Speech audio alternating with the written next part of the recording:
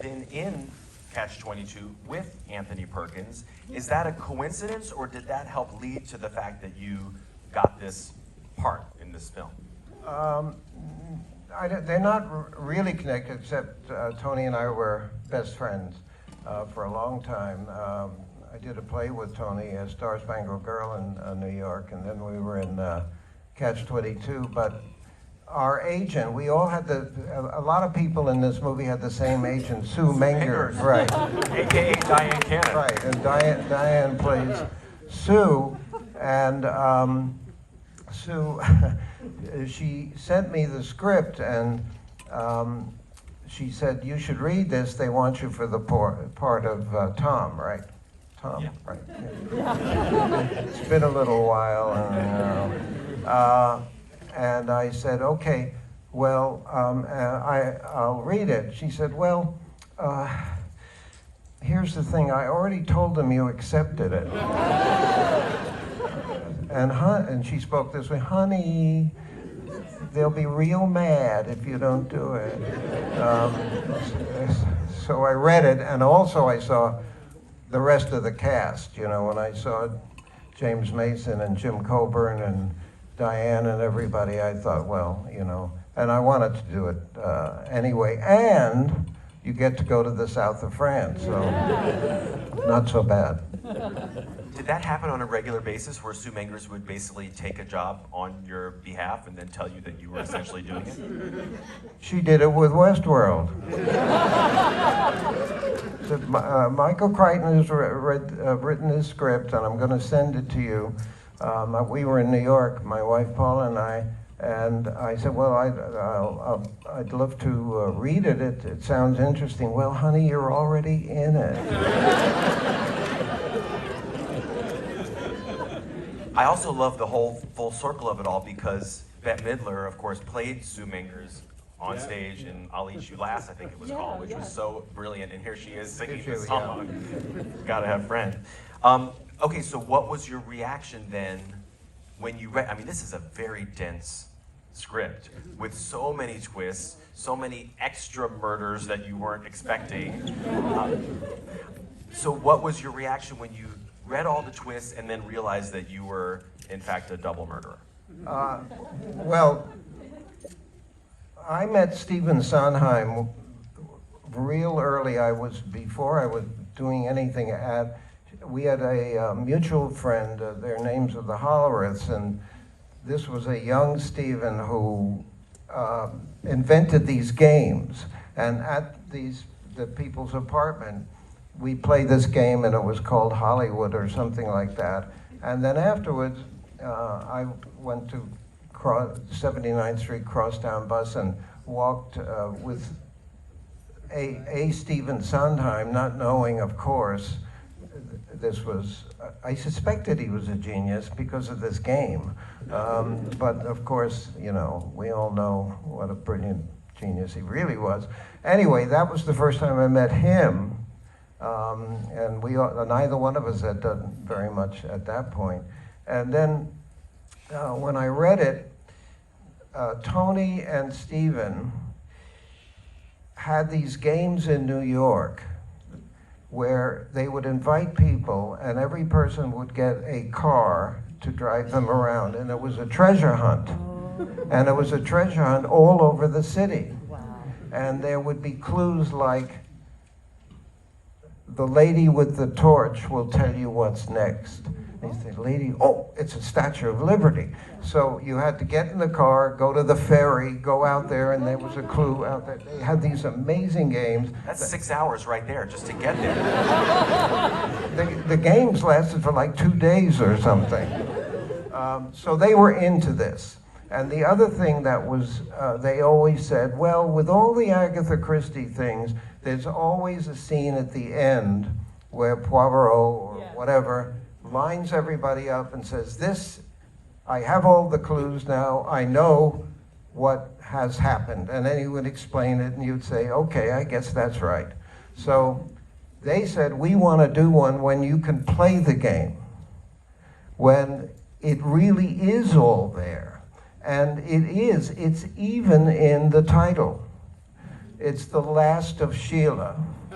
And I know Evie is here. It's the last of Sheila, meaning Sheila dies. But if you play the game, at the beginning of the movie, Jim Coburn lines us all up. Yeah.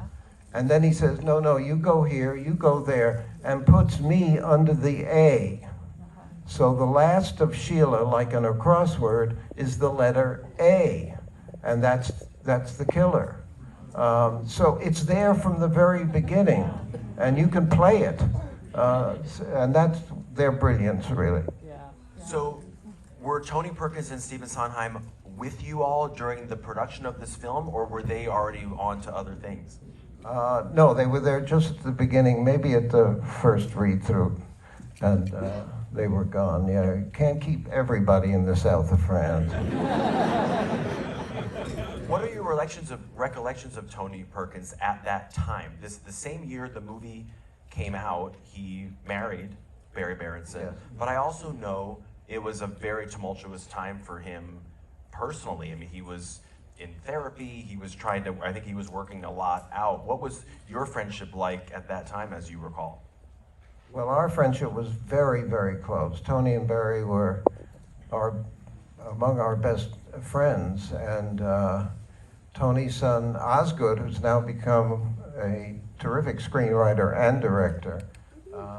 In fact, Barry was pregnant with Osgood, and we went somewhere together, and Paula was weeping and crying. I think we were at their place in Truro, I think, and she was crying and everything. And I said, what's wrong? She said, well, Barry is pregnant. I wish I was.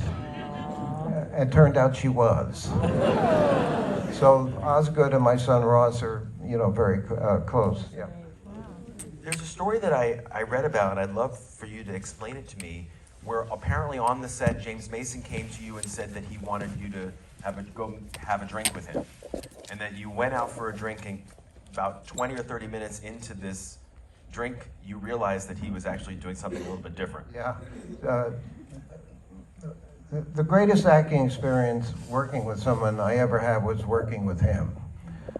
He is the quintessential movie actor. It's so real in any scene with him that, you have your lines, and, sometimes I'll be in a scene, I think, when that guy stops talking, then I talk. Whatever he's saying. But you can't do that, and you wouldn't do it with James because it's totally real. And one day he said to me, we were on the set of The Boat, he said, you want to go? He said, it was tea. He wanted to have tea. He said, let's go up to the lounge and have tea. And I said, okay. So we're talking away and having a nice conversation. And after a little while, I'm thinking, this is tomorrow's scene. We're having a rehearsal. It just slipped in, and that was the way it was to work with him. Another terrific thing was that James's dressing room was next to mine, and Paula was with me at the time, and his wife Clarissa, they were in their dressing room, so we could hear them. And every morning, James read the Herald Tribune, the International Tribune, to Clarissa.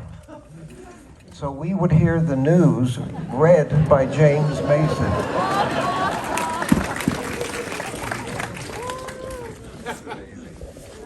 You're mentioning your wife, Paula Prentice. You two have been married how long? Yeah. We're married 60 years.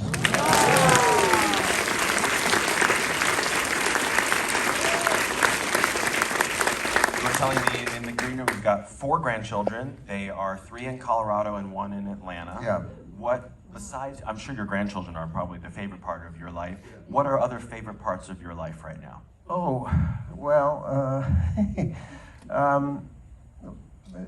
being together after all this time. I mean, it's beyond a shorthand, you kind of read each other's mind. And I've learned, because Paula is part Sicilian, to not mess with her.